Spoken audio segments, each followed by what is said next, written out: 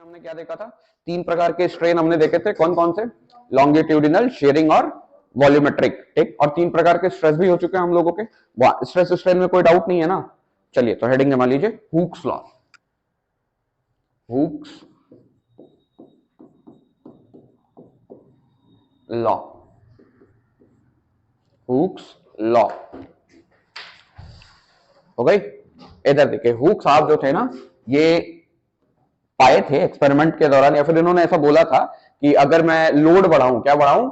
Load बढ़ाऊं, ठीक ना, तो एक्सटेंशन क्या होता है? इंक्रीज होता है। लोड बढ़ाने पे एक्सटेंशन क्या होता है? इंक्रीज होता है, ठीक ना।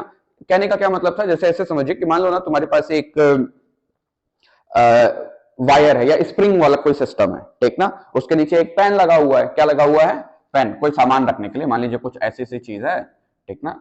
स्प्रिंग भी, स्प्रिंग मत कंसिडर करो तुम लोग, ऐसा समझो एक स्ट्रिंग है जो कि स्ट्रेच हो सकती है। क्या हो सकती है? स्ट्रेच हो सकती है। और नीचे यहाँ पे ना एक पेन लगा हुआ है। इस पेन में आपको व्यवस्था मिल जाएगी सामान रखने की। क्या रखने का? सामान रखने का व्यवस्था मिल जाएगा, ठीक। तो उन्होंने ये पाया ना कि अगर मैं इस पे जैसे जैसे लोड बढ़ाते जाऊं, क्या बढ़ाते जाऊं? लोड बढ़ाते जाऊं, वैसे वैसे ये मेरा जो स्ट्रिंग होगा, इसकी लंबाई क्या होती है? बढ़ते जाती है। लंबाई क्या होती है? बढ़ते जाती है। तो इन्होंने एक बात बोला था, ठीक ना, कि लोड अगर मैं इंक्रीज करूं, क्या इंक्रीज करूं? लोड इंक्रीज करता हूं तो एक्सटेंशन क्या इंक्रीज होगा? एक्सटेंशन भी जो होगा वो भी क्या होगा? साथ ही साथ बढ़ता रहेगा। जैसे ऐसे समझो, मान लो पेन वाले एग्जांपल से बड़ा अच्छा समझ में आता है। मान लीजिए अगर मैं 500 ग्राम का एक ऑब्जेक्ट रखता हूं, ठीक, क्या थोड़ा सा स्ट्रेच होगा? मैं 600 का रखूंगा तो थोड़ा सा और ज्यादा होगा। 700 का रखूं तो क्या मैं जैसे जैसे लोड बढ़ाते जा रहा हूं वैसे वैसे क्या होते जा रहा है? क्या एक्सटेंशन बढ़ते जा रहा है? इसी बात को ना यंग ने अलग तरीके से बोला। यंग ने बोला कि देखिए, लोड को किससे रिलेट किया जा रहा है? स्ट्रेस से। किससे रिलेट करिए? स्ट्रेस से। और एक्सटेंशन को किससे रिलेट करिए? स्ट्रेन से। किससे रिलेट करिए? स्ट्रेन से। और ये दोनों बातों को ध्यान में रखते हुए उसके बाद यंग ने मॉडिफाई करके बोला है, लेकिन हम लोग हुक्स लॉ के नाम से ही पढ़ते हैं। हम लोग बोलते हैं कि विद इन इलास्टिक लिमिट्स। किसको ध्यान में रखते हुए? इलास्टिक लिमिट्स को ध्यान में रखते हो। या फिर कुछ पुस्तकों में आपको ऐसा भी दिखाई दे पढ़ने को मिलेगा कि मिनिमम अमाउंट के लिए, किसके लिए? मिनिमम अमाउंट ऑफ चेंजेस के लिए, ठीक ना, या छोटे अमाउंट ऑफ फोर्सेस तक के लिए भी बोल सकते हो, लेकिन विद इन इलास्टिक लिमिट ज्यादा सही रहता है कि विद इन इलास्टिक लिमिट जो स्ट्रेस होता है ना, जो स्ट्रेस होता है, ये क्या होता है? डायरेक्टली प्रोपोर्शनल होता है किसके? स्ट्रेन के। किसके डायरेक्टली प्रोपोर्शनल होता है? स्ट्रेन के। पेन वाले एग्जांपल से याद रहेगा ना सभी को? हुक्स लॉ क्या कहता है? Stress is directly proportional to strain but for minimum amount of change. किसके लिए? छोटे अमाउंट ऑफ चेंजेस के लिए। बहुत बड़े के लिए नहीं कर सकते। याद करिए, उस दिन मैंने एक कहानी सुनाई थी, बोला था कि लंबाई के दोगुना नहीं कर सकते हो। अगर लंबाई के दोगुना कर दोगे तो इलास्टिक लिमिट से क्या हो जाओगे? बाहर जाने की प्रोबेबिलिटी ज्यादा है। तो इसलिए या तो वैसे बोलिए, दूसरा तरीका है कि विद इन इलास्टिक लिमिट जो स्ट्रेस होता है वो क्या होता है? स्ट्रेन के डायरेक्टली प्रोपोर्शनल होता है। यानी कि ध्यान से देखिए, एक बढ़ाऊंगा तो दूसरा भी क्या होगा? बढ़ेगा, ठीक ना। तो अब जब ये stress directly proportional to strain है, तो ये तो अब तक तो रटते आए हो ना, प्रोपोर्शनैलिटी हटाते हैं तो एक कांस्टेंट लगाते हैं, लेकिन यहाँ पे कांस्टेंट नहीं बोला जाता है। यहाँ पे बोला जाता है कोएफिशिएंट ऑफ इलास्टिसिटी या मॉडुलस ऑफ इलास्टिसिटी लगाएंगे। क्या लगाएंगे? प्रोपोर्शनैलिटी हटाएंगे तो मॉडुलस ऑफ इलास्टिसिटी या कोएफिशिएंट ऑफ इलास्टिसिटी लगाएंगे। प्रश्न ये बनता है यहाँ पे कि कई जगहों पे तो यार कांस्टेंट बोला जाता है। जैसे जब 10वीं में रहे होगे तुम लोग, तो ये वाला एक फॉर्मूला पढ़ा होगा ना, F इज इक्वल टू होता है G m1 m2 by R का स्क्वायर। पढ़ा था ये फॉर्मूला? इसको जब डेराइव करने की बात आई होगी तो तुमने ऐसे लिखा होगा, F directly proportional to m1 m2, F directly proportional to 1 upon R squared, so F directly proportional to m1 m2 upon R squared. So proportionality हटाएंगे और एक कांस्टेंट लगाएंगे। क्या लगाएंगे? कांस्टेंट लगाएंगे। तो वहां पे कांस्टेंट बोला गया था, आज कांस्टेंट नहीं बोला जा रहा है। आज कहा जा रहा है कि भैया कोएफिशिएंट लगाया जा रहा है। क्या लगाया जा रहा है? कोएफिशिएंट। तो ऐसा क्या है कि यहाँ पे कोएफिशिएंट लगाया जा रहा है और वहां वही प्रोपोर्शनैलिटी हटा रहे हो तो वहां कांस्टेंट बोल रहे हो, और यहाँ प्रोपोर्शनैलिटी हटा रहे हो तो बोल रहे हो कि कोएफिशिएंट है, या मॉडुलस ऑफ रिजिडिटी बोल रहे हो, या इलास्टिसिटी बोल रहे हो तुम लोग। ऐसा क्यों? दोनों में अंतर है क्या? हाँ, दोनों में अंतर है। इसकी वैल्यू कभी भी बदलने वाली नहीं है, और इस ई की वैल्यू तीन चीजों पर डिपेंड करती है, ठीक ना। पहला, मटेरियल पे। किस पे डिपेंड करेगा? मटेरियल पे। दूसरा, इंप्योरिटी कैसी ऐड की गई है। याद है इंप्योरिटी की कहानी सिखाए थे तुम लोगों को कि मान लीजिए आप लोहा ले रहे हैं और रॉड बनाने जा रहे हैं, तो आपने लोहे में थोड़ा सा और क्या मिला दिया है? एल्यूमिनियम मिला दिया, तो आपने एक तरीके से क्या ऐड कर दिया है, इंप्योरिटी ऐड कर दिया है। क्या ऐड कर दिया है, इंप्योरिटी ऐड कर दिया है, ठीक ना। मान लो तुमको लोहे की कोई एक बहुत अच्छी चीज बनानी थी, लेकिन तुमने उसमें बालू मिला दिया। क्या मिला दिया, बालू मिला दिया। तो उतना ही अच्छा रहेगा कि थोड़ा सा कमजोर हो जाएगा, थोड़ा सा कमजोर हो जाएगा ना। तो इलास्टिक, ये जो ई है, ये मटेरियल टू मटेरियल क्या होता है, बदलता रहता है। मटेरियल टू मटेरियल क्या होता है, बदलता रहता है। तो तीन बोलने को तो तीन, एक हम लोग बोलते हैं कि स्ट्रेस और स्ट्रेन पे इसकी कोई डिपेंडेंसी नहीं है, ये बस किस पे डिपेंड करेगा, मटेरियल पे। किस पे डिपेंड करेगा, मटेरियल पे। लेकिन अगर आप पुस्तक पढ़ेंगे ना, तो पुस्तक में दो तीन बातें लिखी हुई हैं कि ई जो है, जो मॉडुलस ऑफ इलास्टिसिटी या फिर जो कोएफिशिएंट ऑफ इलास्टिसिटी है, ये तीन चीजों पे डिपेंड करेगा। पहला किस पे, मटेरियल पे। दूसरा किस पे, इंप्योरिटी कैसी ऐड की गई है, इंप्योरिटी पे डिपेंड करेगा। तीसरा चीज किस पे डिपेंड करता है, ये डिपेंड करता है किस प्रकार का स्ट्रेन आप पढ़ना चाह रहे हैं। समझिएगा, ये स्ट्रेस और स्ट्रेन पे डिपेंडेंट नहीं है, लेकिन शब्दों का ध्यान दीजिएगा, टाइप ऑफ स्ट्रेन पे वेरी कर जाता है। अगर मैं स्ट्रेन का टाइप बदल दूं, तीन प्रकार का स्ट्रेन पढ़ा ना, कौन कौन सा, लॉन्गिट्यूडिनल, शेयरिंग और वॉल्यूमेट्रिक। तो अगर मैं टाइप ऑफ स्ट्रेन की चर्चा करूं, स्ट्रेन पे डिपेंडेंसी नहीं है, लेकिन आप किस प्रकार का स्ट्रेन पैदा कर रहे हैं बॉडी में, उसके बेसिस पे भी ये क्या हो जाता है, बदल जाता है। कहीं पे आपको ऐसा भी देखने को मिल सकता है एक एडिशनल, कि ये किस पे डिपेंड करता है, टेम्परेचर पे। किस पे डिपेंड करता है, टेम्परेचर पे, ठीक ना। और एक इसमें और एक बात और याद रखिएगा, जैसे कि जितना ज्यादा इसकी वैल्यू आती है, ठीक ना, ई की वैल्यू जितनी ज्यादा आती है, हम लोग मानते हैं उस बॉडी के पास इलास्टिक प्रॉपर्टीज उतनी ज्यादा हैं, उस बॉडी के पास इलास्टिक प्रॉपर्टीज उतनी ज्यादा हैं, ठीक ना। तो ध्यान से देखना, ई क्या है, ई को हम लोग बोलते हैं, ई है हमारा मॉडुलस ऑफ इलास्टिसिटी। क्या है, मॉडुलस ऑफ इलास्टिसिटी, या फिर आपको कोएफिशिएंट ऑफ इलास्टिसिटी के नाम से भी दिखाई पड़ेगा। किसके नाम से दिखाई पड़ेगा, कोएफिशिएंट ऑफ इलास्टिसिटी के नाम से, कोएफिशिएंट ऑफ इलास्टिसिटी के नाम से। बताइए, याद रहेगा क्या, अरे बोलो। अच्छा, इसको कांस्टेंट क्यों नहीं बोले, इसको कांस्टेंट नहीं बोल सकते हैं क्योंकि ये कांस्टेंट नहीं है। इसकी वैल्यू पूरे जीवन क्या रहेगी, फिक्स रहेगी, लेकिन इसकी वैल्यू मटेरियल बदल दो, बदल जाएगा।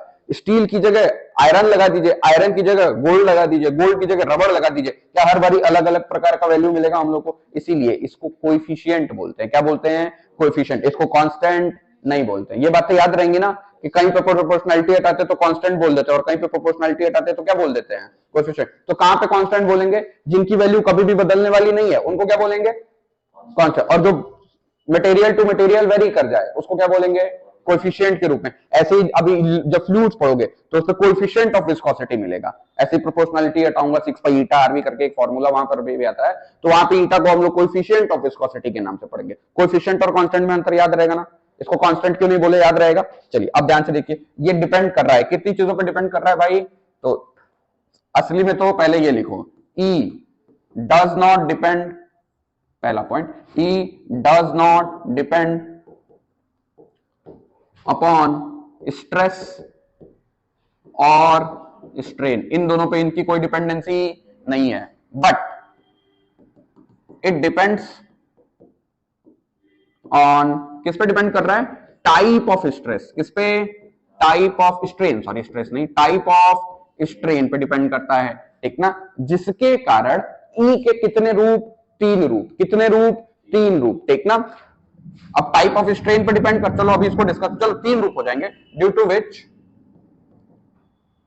To which we get three types of modulus of elasticity, modulus of elasticity. और वो तीन टाइप कौन कौन से, तो देखना, पहला स्ट्रेन कौन सा पढ़ा था आपने, लॉन्गिट्यूडिनल स्ट्रेन। लॉन्गिट्यूडिनल स्ट्रेन के रिगार्डिंग जो हम लोग मॉडुलस ऑफ इलास्टिसिटी पढ़ते हैं, उसको हम लोग बोलते हैं यंग्स मॉडुलस। क्या पढ़ते हैं, यंग्स मॉडुलस। दूसरा कौन सा पढ़ा था, वॉल्यूमेट्रिक स्ट्रेन। कौन सा पढ़ा था, वॉल्यूमेट्रिक स्ट्रेन। वॉल्यूमेट्रिक स्ट्रेन के रिगार्डिंग देखो, मैं टाइप ऑफ स्ट्रेन बदलते जा रहा हूं ना, स्ट्रेन बदलूंगा तो मेरा ई का नाम भी बदलता जाएगा। अगर लॉन्गिट्यूडिनल है, लेंथ वाली चर्चा है, तो उसके उस दौरान ई को क्या बोलेंगे, यंग्स मॉडुलस। क्या बोलेंगे, गामा या फिर वाई से रिप्रेजेंट करते हैं। किससे रिप्रेजेंट करते हैं, गामा या फिर वाई से रिप्रेजेंट करते हैं। वॉल्यूमेट्रिक स्ट्रेन, वॉल्यूमेट्रिक स्ट्रेन के रिगार्डिंग ई की नाम हो जाता है बल्क मॉडुलस। क्या हो जाता है, बल्क मॉडुलस। इसको हम लोग बीटा से रिप्रेजेंट करते हैं। किससे रिप्रेजेंट करते हैं? बीटा से रिप्रेजेंट करते हैं। और तीसरा कौन सा था हम लोग का? Shearing strain. कौन सा था? शियरिंग स्ट्रेन, ठीक ना। तो शियरिंग स्ट्रेन के रिगार्डिंग जो आता है वो हम लोग का आता है मॉडुलस ऑफ रिजिडिटी। क्या आता है? Modulus of rigidity, rigidity. और इसको हम लोग रिप्रेजेंट करते हैं एटा से। किससे रिप्रेजेंट करते हैं? एटा से, ठीक ना। तो ध्यान से देखना, लेकिन ये स्ट्रेस और स्ट्रेन पे डिपेंड, टाइप पे नाम बदल जाते हैं। टाइप पे क्या हो जाता है? नाम क्या हो जाता है? बदल जाता है, ठीक ना। तो अब जरा ध्यान से देखो, अगर मैं यहीं पे ऊपर लिखना चाहूं, ध्यान से देखिएगा, इसको करिए एक किनारे, इसका काम नहीं हम लोग को। हाँ ध्यान से देखो, क्या मैं यहां से एक और फॉर्मूला नहीं लिख सकता हूं? E बराबर कितना हो जाएगा? Stress upon strain, stress upon strain. क्या याद रहेगा? अरे बोलो। अच्छा, या फिर अब जब टाइप ऑफ स्ट्रेन में अलग अलग स्ट्रेन पुट करूंगा तो स्ट्रेस का तो फॉर्मूला वही रहता है, फोर्स अपॉन एरिया, लेकिन क्या स्ट्रेन का फॉर्मूला हर बारी बदल जाता है? अरे बोलो। तो इसीलिए यूनिट और उसमें कोई फर्क नहीं पड़ेगा, लेकिन क्या मैं टाइप ऑफ स्ट्रेन अगर बदलता जाऊं, मैं स्ट्रेन का प्रकार को अलग अलग लिखता जाऊं, तो क्या ई की वैल्यू हर बारी अलग अलग निकल करके आएगी? बोलो। वैसे लिखूंगा, जैसे मान लो यंग्स मॉडुलस लेंथ वाला तो delta L upon L, sharing वाला लिखूंगा तो ए अपॉन एल या स्मॉल एल अपॉन एल, और अगर वॉल्यूमेट्रिक वाला लिखूंगा तो डेल्टा वी अपॉन वी, ठीक ना। तो कोई डायरेक्ट डिपेंडेंसी नहीं है स्ट्रेन पे, लेकिन टाइप ऑफ स्ट्रेन पे वेरी करता है। टाइप ऑफ स्ट्रेन मतलब आप स्ट्रेन का प्रकार बदल दीजिए तो नया वाला मिल जाएगा। जैसे देखा ना, तीन प्रकार के, लॉन्गिट्यूडिनल के रिगार्डिंग यंग्स मॉडुलस, वॉल्यूमेट्रिक के रिगार्डिंग बल्क मॉडुलस, और शेयरिंग के regarding modulus of rigidity, modulus of rigidity. ये तीन बातें याद रहेंगी सभी को। तो यहां से हम लोग को एक ई का फॉर्मूला मिल गया। अच्छा, ई का फॉर्मूला तो मिल गया, ध्यान से देखो तो यूनिट कितना होगा? स्ट्रेन की कोई यूनिट होती है क्या? नहीं होती है। तो ई का यूनिट क्या हो जाएगा? ई की यूनिट जो होगी वो स्ट्रेस वाली ही हो जाएगी, और स्ट्रेस की यूनिट क्या थी? Newton per metre square, newton per metre square. और डायमेंशन क्या हो जाएगा इनका? डायमेंशन बताइए। M L minus one T minus two, M L minus one T minus two. बताइए याद रहेगा क्या? अरे बोलो। अब आते हैं और नीचे चर्चा करते हैं। इधर देखिएगा, हाँ एक तो चर्चा ये हो गया, ई स्ट्रेन और स्ट्रेस पे डिपेंड तो नहीं करता, हाँ लेकिन अगर मैं टाइप बदल दूं तो फॉर्मूला और नाम क्या हो जाते हैं इसके? बदल जाते हैं। आइए अब इसमें दूसरा पॉइंट सीखते हैं। ई डिपेंड करता है, E depends on the type of material. किस पर डिपेंड करता है? मटेरियल पे डिपेंड करता है, मटेरियलिस्टिक प्रॉपर्टी है ये। तीसरा किस पे डिपेंड करता है? Depends upon impurity, depends upon impurity. और एक किस पे डिपेंड करता है भैया? बोलिए किस पे डिपेंड करता है? टेम्परेचर पे। किस पे? टेम्परेचर पे भी डिपेंडेंसी। अच्छा, इसमें एक और मजेदार बात क्या सीखनी थी? पांचवा नंबर, जिसका गामा, जैसे गामा लिखा था हमने, जिसका ई जितना ज्यादा उसके पास इलास्टिक बिहेवियर्स उतने ज्यादा होंगे, उसके पास इलास्टिक बिहेवियर्स उतने ज्यादा होंगे, और जिसके पास इलास्टिक बिहेवियर ज्यादा होंगे वो उतना ही ज्यादा रिजिड होता है। क्या होता है? उतना ही ज्यादा रिजिड होता है। फिर से सुनिएगा, मजेदार बात सीख रहे हैं आप लोग। इलास्टिसिटी बेसिकली क्या पढ़ा था आप लोगों ने? आपने ये पढ़ा था कि आप फोर्स लगा रहे हो, उस फोर्स का क्या किया जा रहा है? अपोज किया जा रहा है, और पूरी बॉडी को तुरंत कोशिश की जा रही है कि अपने ओरिजिनल शेप साइज वॉल्यूम में लेते आया जाए। तो एक बात बताओ, कौन सी बॉडी ज्यादा अपोज करेगी? रबर ज्यादा अपोज करेगा कि लोहा? रबर कहां अपोज कर पाएगा? रबर को लगाओ, खिंचा जा रहा है, और लोहे को खींचने की कोशिश करिए। तो इसीलिए हम लोग बोलते हैं steel is more elastic than rubber. क्या बोलते हैं? Steel is more elastic than rubber, क्योंकि इलास्टिसिटी की डेफिनेशन वो जीवन वाला नहीं चलता है, फिजिक्स में अलग चलता है, ठीक ना। जितना ज्यादा अपोज करने की एबिलिटी उतना ज्यादा इलास्टिक प्रॉपर्टीज, उतना ज्यादा इलास्टिक है वो। क्या? उतना ज्यादा इलास्टिक है। तो यहां पे तुम लोग बोलोगे higher the value of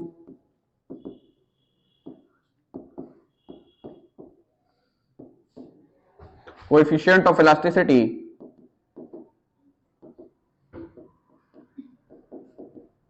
higher will be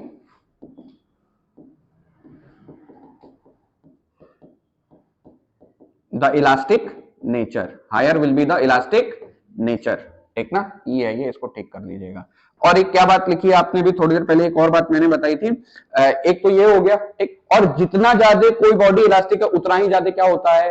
rigid होता है। क्या होता है? रिजिड होता है, ठीक ना। तो लिखना higher is the elastic behaviour, more will be the rigidity, more will be the rigidity। अब जरा अगर मान लो एक बहुत सटीक तो नहीं, लेकिन अगर मैं तुलना करना चाहूं, ठीक ना, तो बताना रबर ज्यादा रिजिड है कि स्टील? रबर ज्यादा रिजिड है कि स्टील? स्टील ज्यादा रिजिड है भाई, रबर कहां से रिजिड हो? रिजिड का डेफिनेशन याद आ रहा है? न करे तो कौन नहीं करेगा? रबर नहीं करेगा कि स्टील? तो बताओ, जो जितना ज्यादा रिजिड वो उतना ज्यादा इलास्टिक बिहेवियर्स रखेगा। इलास्टिक बिहेवियर रखने का क्या मतलब है? वो उतना ज्यादा लगाए हुए फोर्सेस का क्या करेगा? अपोज करेगा। इलास्टिक बिहेवियर का क्या मतलब है? इसको अलग से लिख लीजिए। इलास्टिक बिहेवियर का क्या मतलब है? इसका मतलब कितना ज्यादा एक्सटर्नल फोर्सेस को अपोज करने की एबिलिटी होगी। बोलिए, याद रहेगा क्या? इलास्टिक बिहेवियर्स का मतलब लगाए हुए एक्सटर्नल फोर्सेस का कितना ज्यादा अपोज किया जा रहा है। तो बताइए, रबर ज्यादा अपोज करेगा कि स्टील? स्टील ज्यादा अपोज करेगा, ठीक ना। ये सारी बातें याद रहेंगी। क्या तापमान बढ़ाने पे भी तो वेरी नहीं कर जाएगा? अच्छा ऐसे समझो, लोहाई है, ठीक ना, उसको मैंने खूब गर्म कर दिया, उसको पकड़ के आराम से खींच नहीं दिया जाता है? बोलो, तो टेम्परेचर पे भी तो डिपेंडेंसी है, ठीक ना। तो ये अलग से लिखवा दिया है आपको, वैसे इसका काम नहीं पड़ेगा। हाँ, लेकिन ये और ऊपर का 3 थे, ये तो याद रखने पड़ेंगे ना, ठीक ना। और इन जनरल हम लोग ऐसा बोलते हैं कि ये किसी चीज पर डिपेंड नहीं करता, ये बस मटेरियल टू मटेरियल क्या होता है? वेरी करता रहता है। मटेरियल टू मटेरियल क्या होता है? वेरी करता है। बताइए, ये सारी कहानी याद रहेगी क्या? पक्का याद रहेगी सभी को ना? अच्छा, अब ध्यान से देखना, यहीं से हम लोग एक ग्राफ भी निकालते हैं। पहले लिखोगे सभी लोग, इधर देखना, एक हम लोग ना ग्राफ प्लॉट करेंगे, और वो ग्राफ कुछ ऐसा निकल करके आएगा।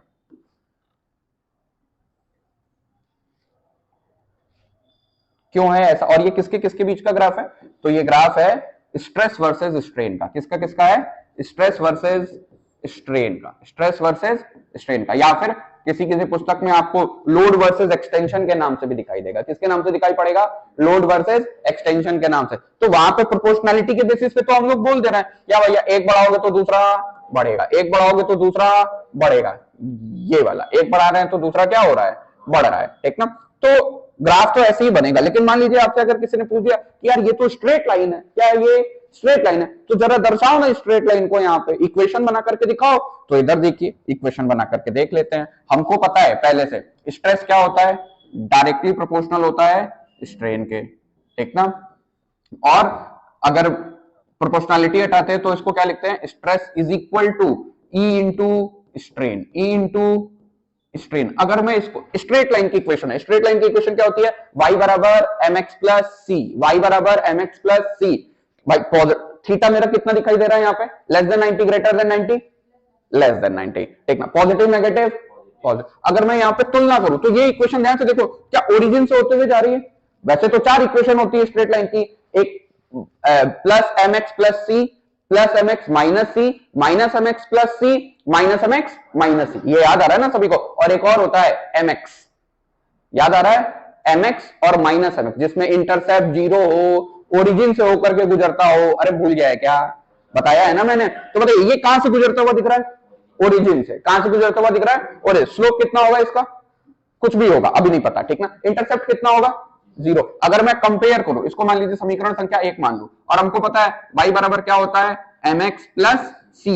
तो अगर मैं ऊपर वाली इक्वेशन को कंपेयर करूं, ध्यान से देखना, तो याद करो स्ट्रेस को किससे रिप्रेजेंट करते थे? सिग्मा से। एक अभी फिलहाल के लिए मैं स्ट्रेन को गामा से रिप्रेजेंट कर देता हूं। किससे रिप्रेजेंट कर देता हूं? गामा से, क्योंकि इसके तो सॉरी, गामा से नहीं कर सकते ना भाई। स्ट्रेन के लिए कोई सिंबल तो है नहीं हम लोग के पास। चलो स्ट्रेन को स्ट्रेन ही रहने देते। तो ध्यान से देख, अगर मैं इसको यहां पे कंपेयर करूं तो क्या इतना लिख सकता हूं क्या? सिग्मा बराबर ई इंटू स्ट्रेन, क्योंकि गामा तो यंग्स मॉडुलस होता है ना, प्लस 0 लिख सकता हूं क्या? लिख सकता हूं कि नहीं लिख सकता हूं? बहुत बढ़िया। तो ध्यान से देखो, वाई एक्सिस में कौन है? स्ट्रेस, एक्स एक्सिस में कौन है? स्ट्रेन, और ये क्या हो जाएगा? ई क्या हो जाएगा? स्लोप। ई क्या हो जाएगा?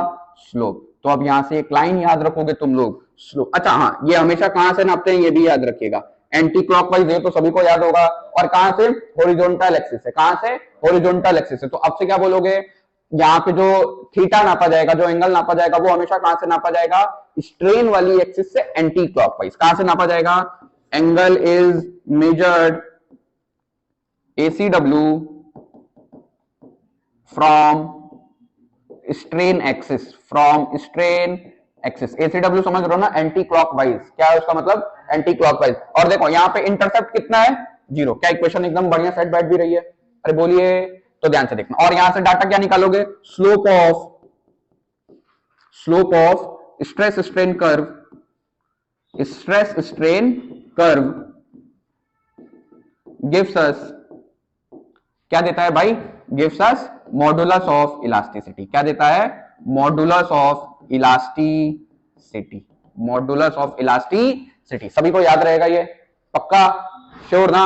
अब आते हैं types of modulus of elasticity में। किसी को कोई डाउट नहीं है ना? अरे बोलो, कोई डाउट? चलिए तो अब आते हैं types of modulus of elasticity. Types of modulus of elasticity. आज हम लोग बस एक पढ़ेंगे और एक पे भंडार में क्वेश्चन करना है हम लोगों को।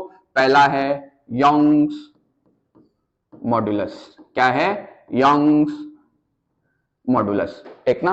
यंग्स मॉडुलस किसके बेसिस पे डिफाइन होता है? तो ये लॉन्गिट्यूडिनल स्ट्रेन पे, अभी मैंने ऊपर लिखा था, किसके कारण आता है? लॉन्गिट्यूडिनल स्ट्रेन के कारण आता है। किससे रिप्रेजेंट करते हैं? गामा या फिर वाई से। गामा या फिर वाई से। तो ये भी वही काम बोलेगा। क्या बोलेगा? Stress, longitudinal stress, longitudinal stress is directly proportional to longitudinal strain। और वो कॉन्सेप्ट याद रखिएगा, सारा खेल कहां के लिए? मिनिमम के लिए, छोटे के लिए, या फिर within elastic limits. Within elastic limits. ठीक ना? तो कितना हो जाएगा? Longitudinal stress is directly proportional to longitudinal strain. तो ये कितना हो जाएगा हम लोग का? Longitudinal stress is equal to, बताइए, प्रोपोर्शनलिटी हटाएंगे, क्या लगाएंगे? गामा। अब ई नहीं लगाऊंगा, क्या लगाऊंगा? गामा। अरे ई का ही रोल अब कौन प्ले कर रहा है?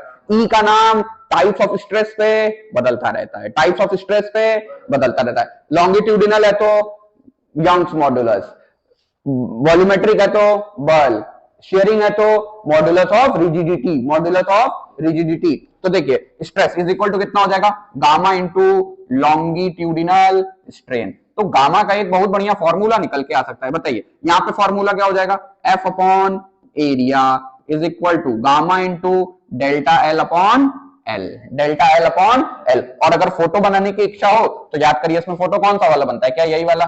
ये एक रॉड है, इस रॉड पे इधर की तरफ कोई एफ एक्सटर्नल लग रहा है, अंदर अंदर एफ इंटरनल पैदा होगा, एफ रीस्टोरिंग पैदा होगा, ये एफ डीफॉर्मिंग है। तो थोड़े ही समय में ये क्या हो जाता है? इलोंगेट हो जाएगा। बहुत ज्यादा इलोंगेशन नहीं दर्शाते हम लोग, अगर आपको याद हो तो। बातें याद है? ये इसका ओरिजिनल लेंथ क्या था? एल, या एल इनिशियल। ये क्या हो जाएगा? L final. तो ये कितना हो जाएगा? Delta L. तो मैं यहाँ पे फॉर्मूला लिख सकता हूं। तो गामा बराबर कितना हो जाएगा हम लोग का? एफ इंटू एल अपॉन ए इंटू डेल्टा एल हो जाएगा क्या? सही है ना? चलिए, और यहां पे क्या हो जाएगा? डेल्टा एल का फॉर्मूला कितना हो जाएगा? तो डेल्टा एल का आपका फॉर्मूला हो जाएगा एफ इंटू एल अपॉन ए इंटू गामा। याद रहेगा सभी को? अरे बोलो, पक्का ना? अच्छा, यूनिट की अगर बात की जाए तो गामा का भी वैल्यू क्या होगा? यूनिट वही रहेगा जो यूनिट मॉडुलस ऑफ इलास्टिसिटी का था। फंडा क्लियर है यहां तक का? पक्का? श्योर? अच्छा, कभी कभी प्रश्न पूछा जाता है, वो जनरली ये हैंग्ड वाला एक यहाँ प्रॉब्लम बनता है कि एक रॉड है जिसका लेंथ एल है, यहाँ पे कोई मास एम हैंग करा गया है, तो नीचे की तरफ हमेशा क्या लगेगा? mg, तो उसके लिए एक जनरली हम लोग फॉर्मूला रख लेते हैं, गामा इज इक्वल टू कितना हो जाएगा mgl upon a into delta L. ये जरा सुंदर सुंदर लिखना तुम लोग, ये a लिखा हुआ है ठीक ना, इधर आइए कितना हो जाएगा ध्यान से देखो। तो यहाँ पे एक फॉर्मूला हो जाएगा गामा के लिए, कितना हो जाएगा f बराबर कितना हो जाएगा यहाँ पे f बराबर mg। तो एक जनरल फॉर्मूला हम लोग निकालते हैं, mgl अपॉन कितना हो जाएगा बताइए जरा, a into delta L, a into delta L. बोलिए सभी को याद रहेगा क्या ये सारी बातें? पक्का। अब कभी कभी आपसे डेफिनेशन पूछ दी जाती है, क्या पूछा जाता है? डेफिनेशन पूछा जाता है कि डिफाइन करिए यंग्स मॉडुलस को। तो यंग्स मॉडुलस को हम लोग ऐसे भी डिफाइन करते हैं कि यंग्स मॉडुलस बेसिकली फोर्स है। क्या है? फोर्स है। कैसा फोर्स है? हम लोग किसी यूनिट लेंथ के वायर को ठीक ना यूनिट अमाउंट से ही क्या कर दें, चेंज, मतलब 1 मीटर का वायर है तो उसमें मैंने 1 मीटर का क्या ला दिया, चेंज अगर लेते हैं ठीक ना, तो 1/1 कितना हो जाएगा, 1 हो जाएगा ठीक ना। और उसका एरिया ऑफ क्रॉस सेक्शन कितना हो, 1 मीटर स्क्वायर, कितना हो 1 मीटर स्क्वायर। तो क्या गामा बराबर एफ हो जाएगा? बोलो बोलो। जैसे इसको हम लोग ऐसे डिफाइन करते हैं, ध्यान से देखिएगा, अगर मुझे डेफिनेशन देनी हो तो देखना, इफ डेल्टा, अगर मान लो डेल्टा एल नहीं, अगर मैं ऐसे समझाऊं, मान लो कोई रॉड था जिसकी लेंथ थी एल ठीक, if L is the length of rod and is stretched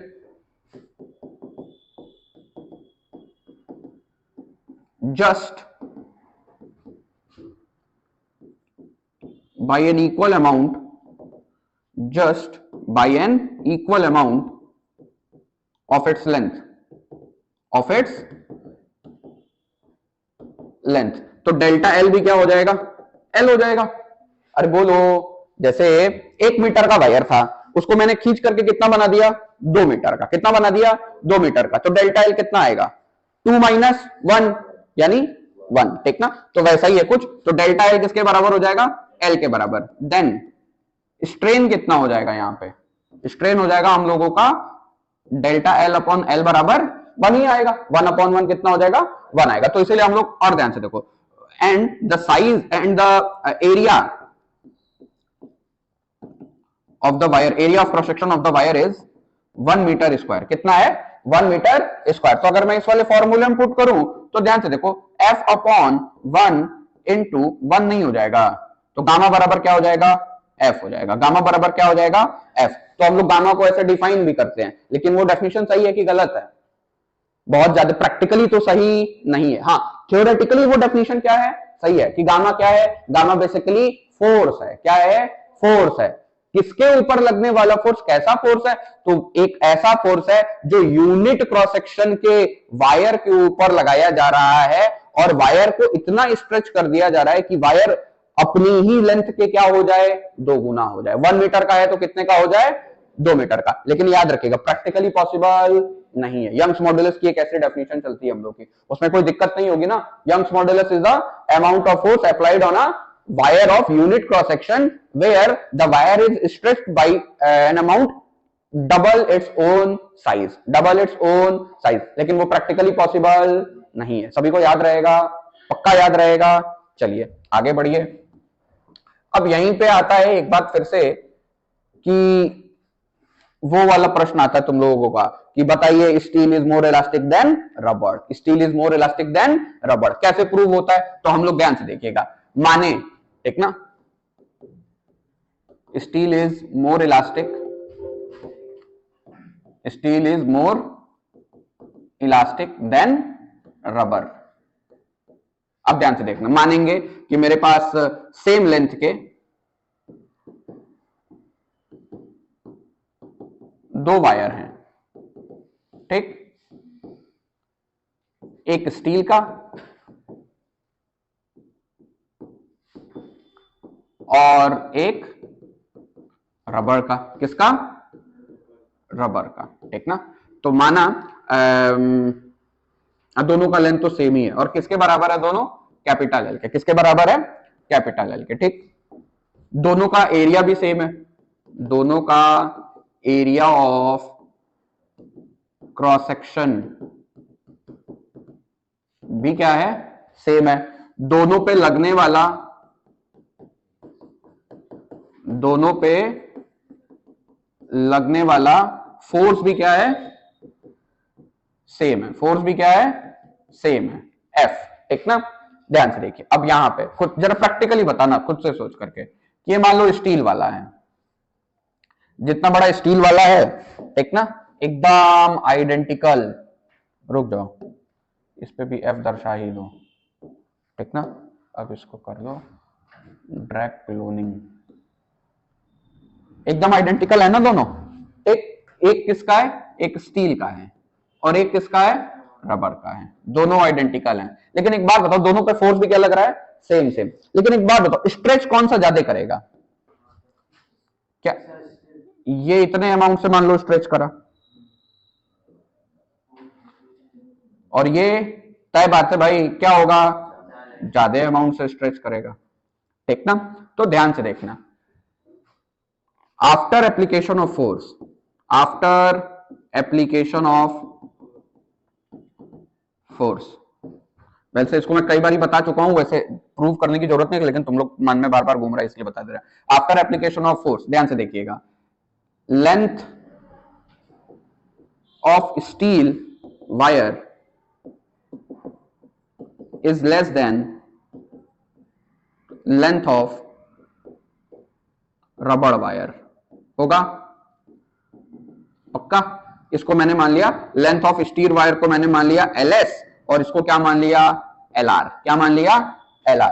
ठीक, फंडा क्लियर है सभी को? अच्छा, दोनों पे लगने वाला फोर्स क्या है, सेम सेम। दोनों पे लगने वाला फोर्स क्या है, सेम सेम। अगर मैं दोनों का गामा निकालूं, गामा S, और क्या निकालूं, गामा R, तो गामा का फॉर्मूला क्या होता है, F इंटू एल अपॉन ए इंटू डेल्टा एल। अरे देखो, F इंटू एल अपॉन ए इंटू डेल्टा एल, देखिए F इंटू एल अपॉन ए इंटू डेल्टा एल। चलो आइए, तो यहां पे दोनों पे लगने वाला फोर्स क्या है, सेम सेम। दोनों की ओरिजिनल लंबाई क्या है, सेम सेम। दोनों का एरिया क्या है, सेम सेम। बस दोनों में अंतर क्या आ जा रहा है, खींचने का जो लेंथ है। ठीक ना, यहां पे कितना है LS, और यहां पे कितना है LR। कितना है LR। अगर मैं गामा S और गामा R का रेशियो ले लूं, किसका रेशियो ले लूं, गामा S और गामा R का रेशियो ले लूं, तो ये कितना हो जाएगा, FL upon A into LS upon FL A into LR होगा। FL से FL मर जाएगा, A से A मर जाएगा, LR कहां चला जाएगा, ऊपर। कहां चला जाएगा, ऊपर। और LS कहां चला जाएगा, नीचे रह जाएगा कि नहीं जाएगा भाई, ठीक ना। तो ध्यान से देखो कितना हो जाएगा इसके बाद का, gamma S upon gamma R is equal to कितना हो जाएगा, LR upon LS, LR upon LS। अब एक बात बताना, जरा खुद से समझना, LR की वैल्यू क्या है, LS से बहुत बड़ी है। अरे स्टील खींचा होगा, थोड़ा भी इमेजिन करो जरा, खींचा तो होगा, लेकिन आपको दिखाई देगा नहीं। और वही रबड़, स्टील पे 10 न्यूटन लगा रहे हैं, कोई फर्क आपको नहीं दिखाई पड़ा, अंदर अंदर चेंज आ रहा है, बहुत छोटे अमाउंट का चेंज आ रहा है, क्योंकि अपोज बहुत तगड़ा करता होगा, क्योंकि बहुत ज्यादा रिजिड। और वहीं 10 न्यूटन का रबर पे लगाओ तो खूब बड़ा सा तन गया है। अब जरा ध्यान से देखो, LR की वैल्यू LS से क्या है, बहुत बड़ी है। LR की वैल्यू LS से क्या है, बहुत बड़ी है। तो क्या ये जो रेशियो निकल के आया है, ये रेशियो क्या 1 से बड़ा होगा? अरे बोलो, 1 से बड़ा होगा कि नहीं होगा? देन LR अपॉन LS जो होगा वो 1 से क्या होगा, बड़ा होगा। तो क्या मैं यहां पे ऐसा नहीं लिख सकता हूं, gamma S is equal to LR upon LS, या अगर मैं ऐसे लिखना चाहूं तो इसको मैं ऐसे भी तो लिख सकता हूं, यहां पे कितना हो जाएगा, Y इंटू R, मतलब गामा इंटू R। क्या इसकी वैल्यू ग्रेटर देन 1 है? इसकी वैल्यू क्या है, ग्रेटर देन 1। क्या गामा R में मैं किसी चीज का मल्टीप्लाई कर रहा हूं तब जाकर के गामा S आ रहा है, यानी गामा R बड़ा है कि गामा S? S बड़ा है। समझो, मुझे 8 निकालना है, ऐसे समझो 8, और मेरे पास 2 है, मैं 2 में जब 4 से मल्टीप्लाई कर रहा हूं तब किसके बराबर आ रहा है, 8 के बराबर। ठीक ना, ऐसे समझो LR बाई LS की वैल्यू क्या ग्रेटर देन 1 है कि नहीं है? बहुत बढ़िया। क्या ग्रेटर देन 1 है, और इसको जब मैं इसमें मल्टीप्लाई कर रहा हूं, ग्रेटर देन 1 नहीं, देखो मैंने बहुत बड़ा लिखा, इमेजिन स्टील में चेंज दिखाई पड़ा होगा क्या, नहीं। और वहीं R में भयानक चेंज दिखाई पड़ा होगा। तो ग्रेटर देन 1 नहीं लिखा मैंने, बहुत बड़ा लिखा है, 1 से बहुत बड़ा। तो ध्यान से देखो, गामा की वैल्यू में जब मैं ग्रेटर देन 1 से मल्टीप्लाई कर रहा हूं किसी डिजिट का, तब जाकर के किसके बराबर आ रहा है? तो गामा एस बड़ा कि गामा आर बड़ा? गामा एस बड़ा। और जिसका गामा बड़ा उसका इलास्टिक प्रॉपर्टी भी ज्यादा, उसके पास रिजिडिटी भी ज्यादा। आइए फिर से ऊपर चलते हैं, इधर देखिए ऊपर लिखा था higher the value of coefficient of elasticity, higher will be the elastic nature, higher will be the elastic nature। तो बताइए यहाँ पे गामा आर बड़ा आ रहा है कि गामा एस? गामा एस बड़ा आ रहा है। दैट इज वाई वी से क्या बोलते हैं हम लोग कि steel is more elastic than rubber, steel is more elastic than rubber. और प्रैक्टिकल वैल्यू एक बार बुक से भी देख लेना, कुछ इसका अप्रोक्स आता है 2 × 10⁻11, ये स्टील का आता है गामा, ठीक ना। और रबर का आता है 5 × 10⁻6, ये किसका आता है? रबर का, ठीक ना। वही Newton per metre square, unit डाल लीजिएगा क्या? Newton per metre square, newton per metre square. बताइए कौन बड़ा है? गधो ये सीधा सीधी दिख रहा है, ये बड़ा है 10⁻11 और 10⁻6, सभी को याद रहेगा ये। अब एक प्रैक्टिकल एग्जांपल किया जाता है पता करने के लिए, ठीक ना। उस दिन हाथी का दांत वाला एग्जांपल बताए थे क्या? समझो, एक ना जंपिंग के बेसिस पे भी डिसाइड किया जाता है। मान लीजिए आपको ना 5-6 मटेरियल दे दिया है आपने, ठीक, एक बहुत सटीक तो नहीं है लेकिन ठीक है, अच्छी चीज है। तो हम लोग को करना क्या रहता है ना, 5 मटेरियल का मैं ठोस वो बना लूंगा, कंचा बना लूंगा, गोली बना लूंगा, ठीक ना। और सभी को एक समान हाइट से गिराऊंगा। क्या करूंगा? एक समान हाइट से गिराऊंगा। जो जितना ज्यादा जंप मारेगा, ठीक ना, वो उतना ज्यादा क्या होगा? इलास्टिक होगा। क्या होगा? इलास्टिक होगा। एक ये भी एग्जांपल चलता है। या फिर ऐसे बोलते वो उतना ही ज्यादा क्या होगा? रिजिड होगा। देख लो, ऐसे समझो, जैसे हाथी के दांत ना सबसे तगड़े होते हैं। हाथी के दांत का एग्जांपल बड़ा बढ़िया है। हाथी के दांत को अगर मान लो मैंने इस साइड से गिराया ना, तो जंप मार करके इतने पे आ जाता है वो। उसके अंदर इलास्टिक प्रॉपर्टीज सबसे तगड़ी होती है और बहुत स्ट्रांग भी होता है, वो बहुत ज्यादा रिजिड होता है। लेकिन तो मान लो मैंने तुमको 3 पे दिया मटेरियल, एक लोहे का दिया, एक हाथी का दांत का दिया और एक गीली मिट्टी का बॉल दिया। किसका बॉल दिया? गीली मिट्टी का बॉल दिया, ठीक ना। और बोला कि तीनों को गिराओ, तो बताओ कौन जंप नहीं करेगा उसमें से? गीली मिट्टी वाला जंप नहीं मारेगा ना, तो उसके पास इलास्टिक प्रॉपर्टीज क्या है? नहीं है। याद करो, क्या वो प्लास्टिक बॉडीज में आता है?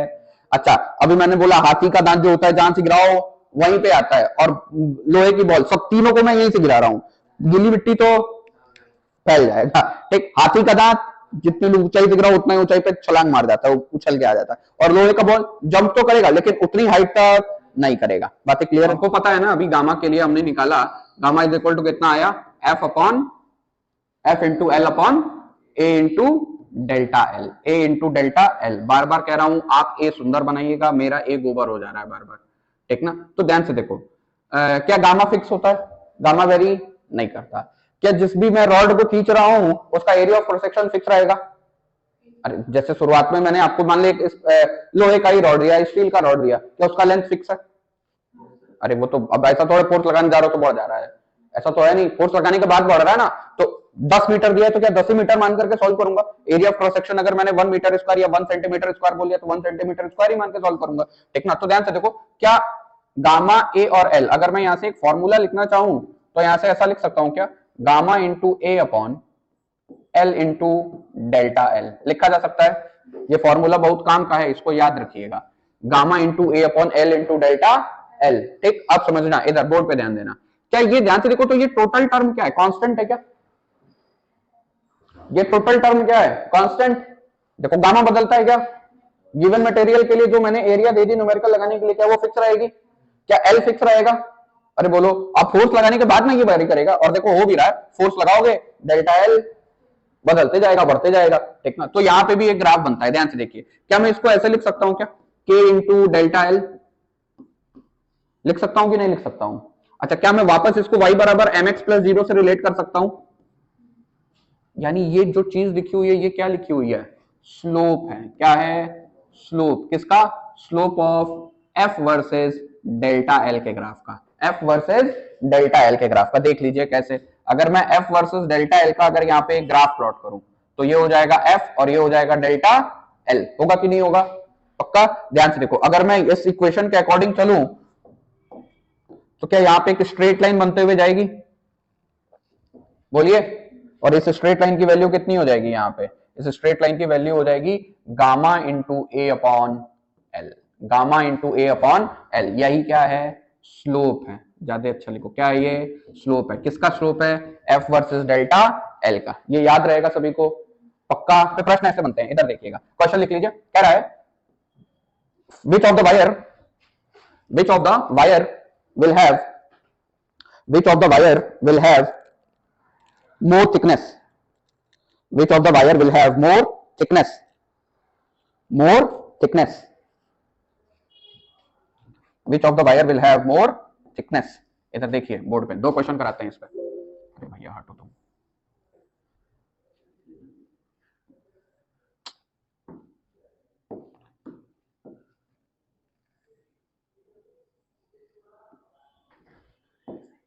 इधर देखिए, ये है वायर सी, ये है वायर बी, ये है वायर ए, ये है हमारा एफ और ये है हमारा डेल्टा एल। आपसे पूछ रहा है कि कौन सी वायर ज्यादा थिकनेस की होगी, मतलब आपसे रेडियस का रेशियो पूछ रहा है एक तरीके से, या ऑर्डर पूछ रहा है। निकालिए जल्दी निकालिए। सबके सब ओरिजिन से ही होकर के गुजर रहे हैं, इस बात का ख्याल रखिएगा।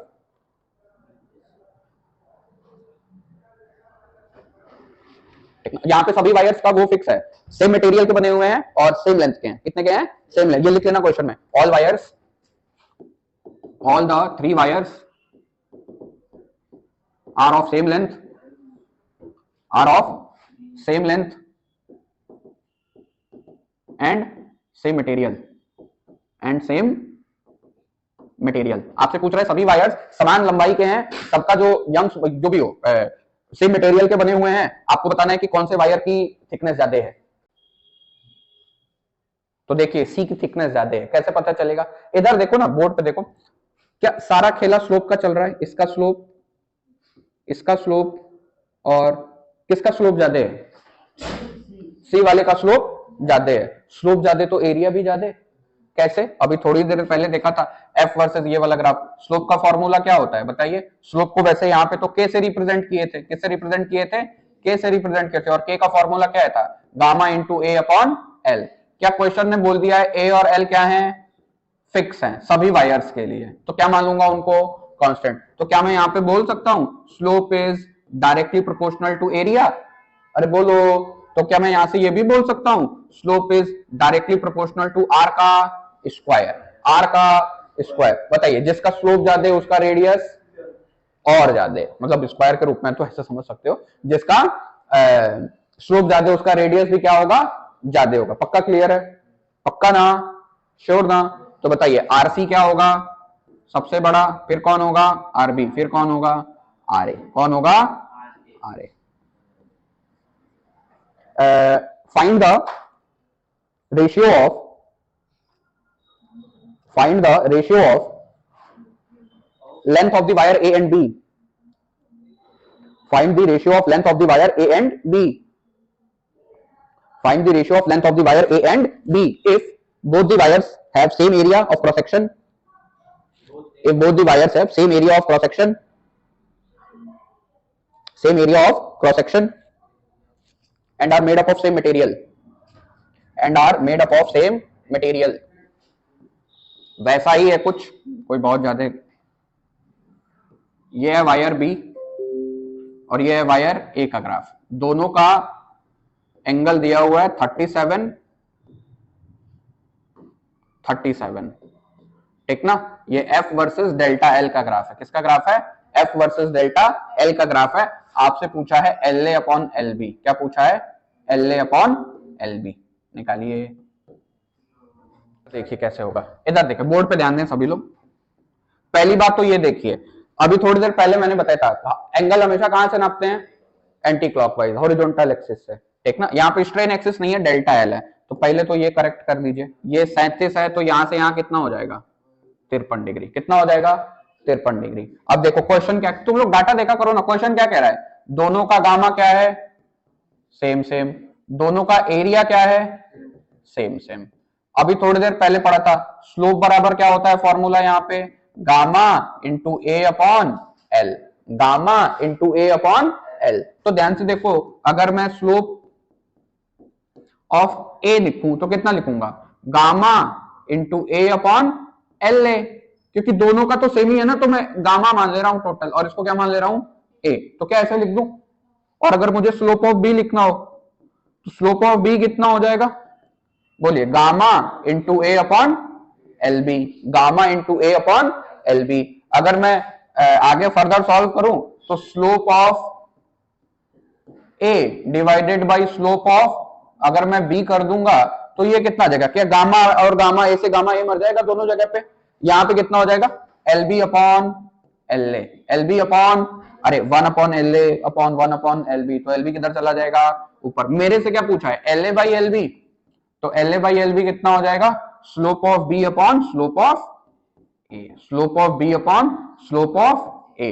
अब ध्यान से देखिए, स्लोप ऑफ बी, स्लोप को क्या tan थीटा भी बोलते हैं, अरे बोलो, स्लोप को और भी क्या बोलते हैं, चूंकि स्लोप इज इक्वल टू क्या होता है tan थीटा। तो आइए निकालिए, स्लोप ऑफ बी कितना हो जाएगा, slope of B tan 53, tan 53 divided by slope of A कितना हो जाएगा tan 37, tan 37 is equal to L A upon L B, L A upon L B. tan 53 tan 37 याद है, निकालने का तरीका याद है, कैसे निकालते हैं, नहीं पता, अरे बैल कितनी बार बताया हूं, छुटका के सामने छोटा वाला एंगल एंटी क्लॉकवाइज 3 4 5,